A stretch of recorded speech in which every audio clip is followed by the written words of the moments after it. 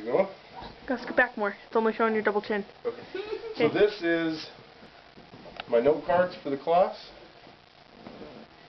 And if you'll pan around, you can see I have 5 adults, a couple of kids in there. Okay.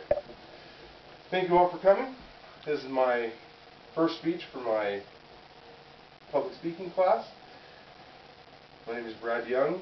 I'm a general studies major, and I'm taking this class because it is a requirement for the class, but I'd also like to improve on my public speaking skills. In the next few minutes, I'm going to talk to you about my strengths as a public speaker, my weaknesses, and things I can do to improve on my public speaking skills. First off, for my strengths. As you all know, I am a police officer for Tooele City, and I work in the crime prevention area, so I give a lot of presentations to local groups, a lot of Cub Scouts, scouting organizations and whatnot, on crime prevention issues related to our community.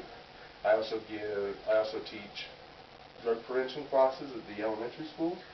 I've been doing that for about 4 years, so I tend to talk a lot there. Other strengths: I am in the Utah Army National Guard. As a sergeant in the National Guard, I have to give a lot of trainings to my soldiers, so that gives me a lot of experience. A lot of times I don't have a lot of time to prepare for my speeches, and a lot of times they're delivered impromptu. Weaknesses: I tend to get distracted very easily when I give speeches. The audience, things that the audience is doing, I tend to get sidetracked on. Things that are going on outside, such as cars passing by windows, people passing by doors, stuff like that. I also tend to speak before I form my thoughts, kind of like I just did there. So that's one thing I need to work on. I also use fillers a lot. I use ands, ums, ors, so's when I pause, so I can give myself a minute to form my thoughts.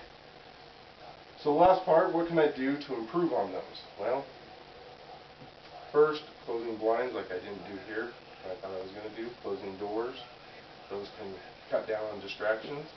Also, practicing and preparing for my speech beforehand. With this speech, I practiced quite a few times, and hopefully I delivered it a little bit better than when I first started out. So to summarize, I do have experience as a public speaker. I do have some weaknesses that I need to work on, and I've identified a few things that I can do to make my speeches go better. Thank you for coming, and we'll see you next week for my next speech.